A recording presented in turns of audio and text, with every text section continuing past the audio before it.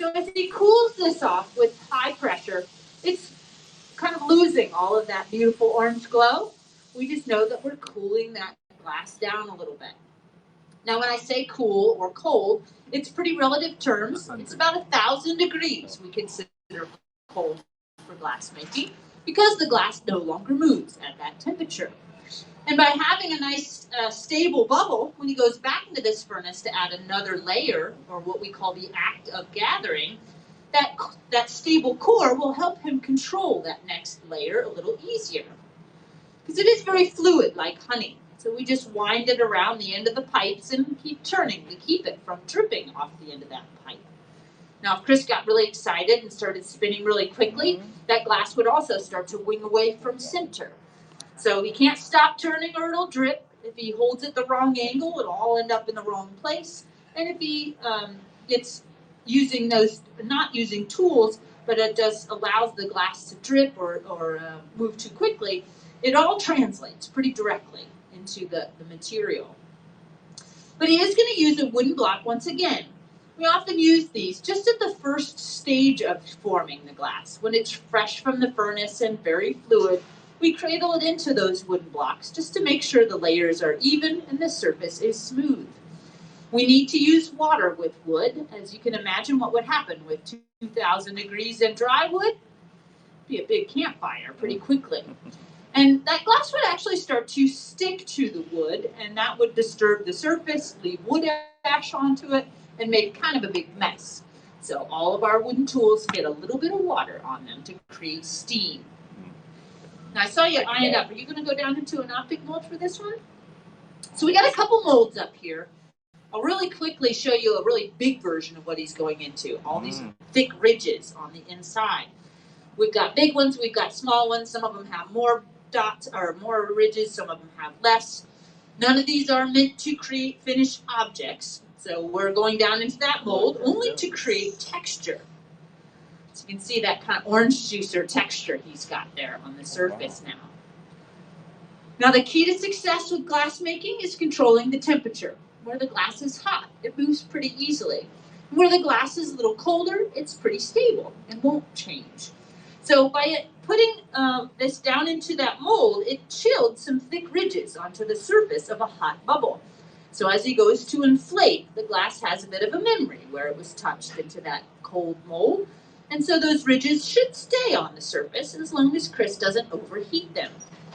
But he did a great job going into that mold really hot, so the core of the bubble has plenty of temperature to keep the whole thing inflating and moving and working to shape that glass. That's really the sign of a skilled glass worker, is using these optic molds to their advantage, being able to keep those thick textures in the final piece. Beginners often go in too cold and then have to reheat it too much, and they melt out all those textures. Now he's squeezing in a pretty tight line here at the top. This is something we call a jack line, and the tools that he's using to make that line are called jacks. That's where the name comes from. But this tight little squeeze here is a weakened area. We're narrowing down the glass, putting a crease in it so that we can break it away from the blowpipe later on using that weakened spot. So using air pressure not only to inflate, but also to adjust temperature. As I mentioned, controlling temperature does control your form. So sometimes you go back for more heat, sometimes you cool certain areas. He might even use a torch to spot heat specific areas, but it's all in pursuit of making it hot where he wants it to move and keeping it stable where he doesn't. So our reheating furnace there does also run around 2,100 degrees Fahrenheit. There's just no glass inside of there except for what we're reheating at the time. So these reheating chambers can typically be turned off at night when we're not using them. But the furnace has to stay on pretty much all the time.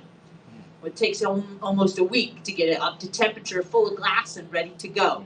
So that's really the most expensive part of owning a studio, is the constant burning of gas, or this one is electric, but that constant energy used to keep that glass nice and soft and molten at all times. Now, because this is a unique shop that is all electric, that reheating chamber, we actually don't turn that one off at night because it as well takes about 14 hours to come up to full temperature. The gas-fired ones in the amphitheater, that takes about an hour. So we shut those off at night. But this one we just turn it down at the evening just to conserve a little bit of energy. So great control of that form. He got the bottom half of the bubble hot enough to elongate it slightly. And now he's using a wood paddle to just reinforce that shape. But you might notice that's a dry paddle at this point. His vessel is much thinner, much colder. It's still hot enough to move, but a wet paddle could have very easily cracked the surface of that glass. So you really only use the wet wood in the thick, heavy, hot glass, and we generally go to the dry paddle later on when we don't want to run the risk of cracking it. Drop a stem on it. All right. This is great. It's got a really beautiful form, and we're going to add some more glass to create a stem. Just look up here. So you can see how he's cooled it down enough. It's no longer moving. So that's nice and stable. Is that going to be enough, Chris?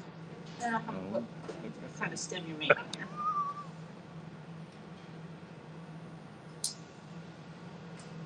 So you can see how quickly it drips right off this iron. Look at that, using cutters, scissors. And now he's going to work quickly. Not only because that fresh glass is starting to warm up the bottom of the vessel, you don't want to disturb that shape, but the vessel itself is getting colder and colder as we shape. So if that ends up getting too cold, it could end up cracking. So it's a fine line between stability and cracking. But with those 20 years of glassmaking experience, Chris has a keen eye on the process and really understands the sense of timing necessary for success.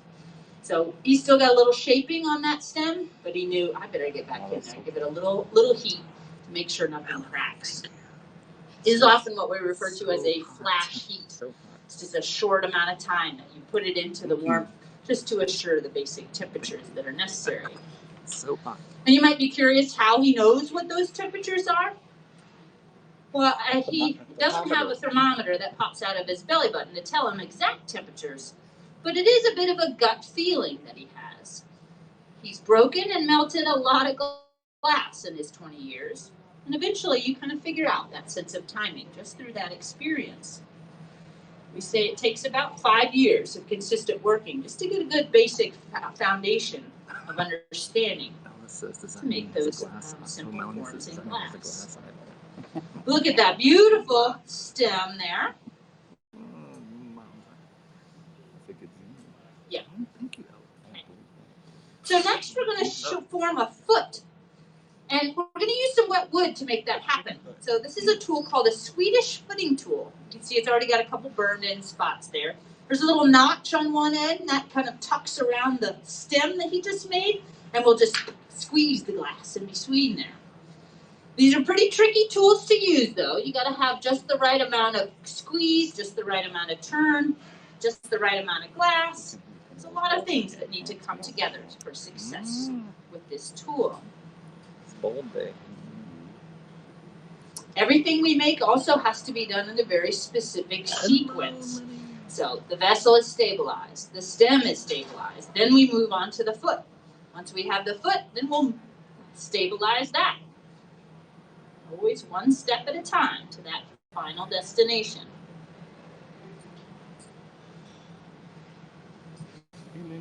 Oh, dropping this one too? Yeah.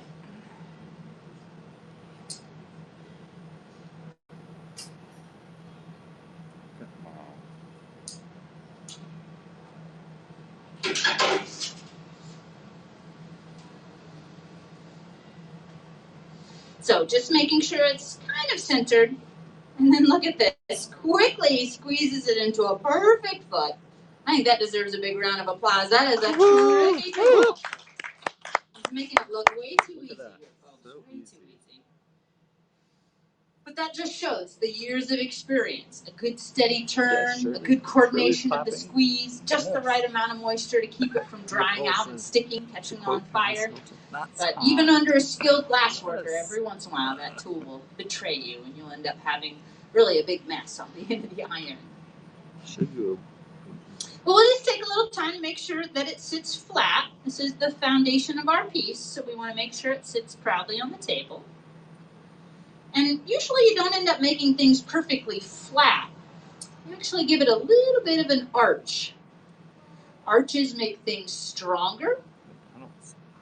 So like wine bottles having that little kick in the bottom, that's really designed purposefully to keep structure and strength in the bottom of the bottle. But we're also going to be attaching another iron to this. So having that little bit of curve or arch gives us a nice place to attach this punty. Handmade glass like this is often traded from one iron to the other about halfway through the process. So we're going to take this small amount of glass and stick it to the bottom of this piece. Now, two hot pieces of glass would stick together to create essentially one piece of glass. So we don't want to permanently bond this to the bottom of the piece.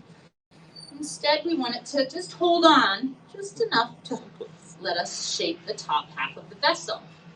So by rolling on the table, it cools it slightly, shapes it slightly. And then when we stick it to the bottom, that'll also be kind of a weakness that we can exploit later. A weak connection can be broken free without hopefully breaking the vessel.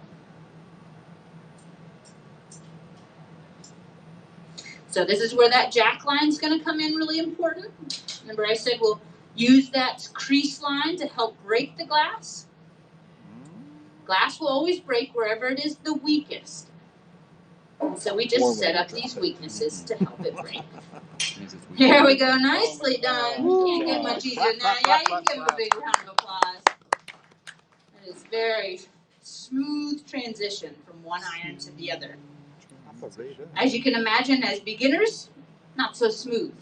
We end up losing a lot of the pieces when we try to trade them from one to the other, not really understanding those sense of timing. But this is one of the longest reheats in the process, actually. So this is a great time for me to answer any questions or curiosities that you might have out there. Anything about glass or the museum? How much is your monthly heating bill? A monthly heating bill? I don't know, but as we like to say, we get a really nice gift basket from the gas company every single year. Yeah, a lot of that stuff is kind of tied into the overall expenditures of the museum. But yeah, I would not want to pay that bill. Yes.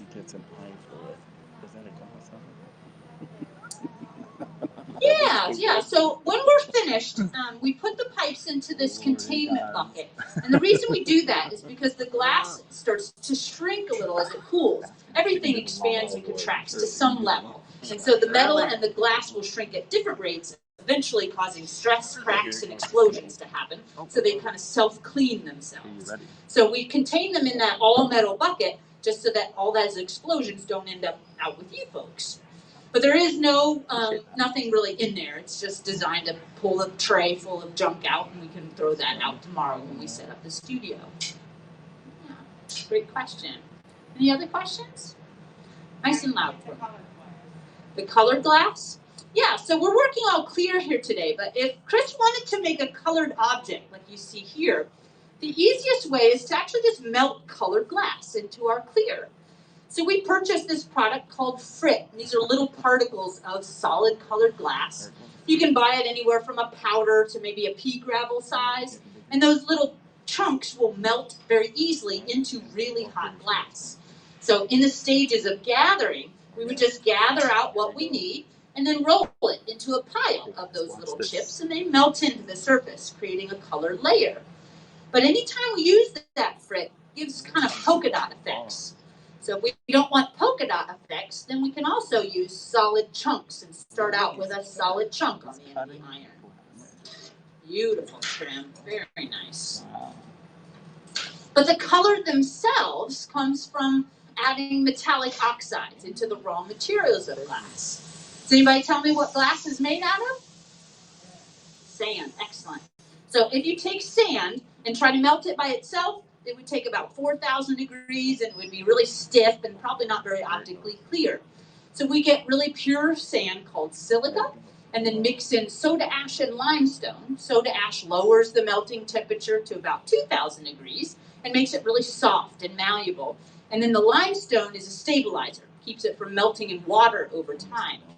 So if we wanted to make that into colored glass, we'd add a metallic oxide into those raw materials, things like cobalt to give us dark blue, manganese would give us purple or black glass, iron gives us green, so different metals mixed in. Now, the one thing about using all clear, though, is that clear glass for us is infinitely recyclable. So we often do our demonstrations in clear glass so that we can reuse that glass at a later date. We'll just break it into small pieces, load it back into our furnace, and remelt all that glass for future use. Oh, he's going for it already. Look at this. A good centrifugal force. We get a nice bell curve on the bottom of that beautiful piece. And part of that is all from the use of that optic mold early on. And that nice trim that he did brings all the mashed flat glass back to textured glass, and you can exploit that to create that beautiful ruffle. Very nice. So the final stage is the longest part of the process. That's the cooling of this glass. Since it's shrinking a little bit as it cools, the thick and thin would cause stress and cracks to form pretty quickly. Okay? So we're going to load this away into our annealing oven where it'll cool slowly under controlled conditions. That'll keep all that shrinking happening evenly. So away in our oven it goes. And we give Chris Rochelle a thunderous round of applause. Good job, well done. Very nice. So that cooling process will pretty much just be overnight. That was a pretty thin piece. But if we had something really thick and really solid, we would end up needing more time. The telescope here out in the innovations area took nearly a year to cool because of its massive size. So it's all based on the thickest piece in the oven. All right, folks, any other final questions? Just shock and all. Perfect. All right, well, we thank you all for joining us here today. Keep staying safe with us throughout your visit as well. We really appreciate that. With that in mind, we will ask one-way traffic pattern. If you're able to go down that long ramp, that would be great. On those of you who might need to go out that original exit, that's fine as well. But thank you so much for joining us. Is that a glass eye after 5 years? I should have asked him.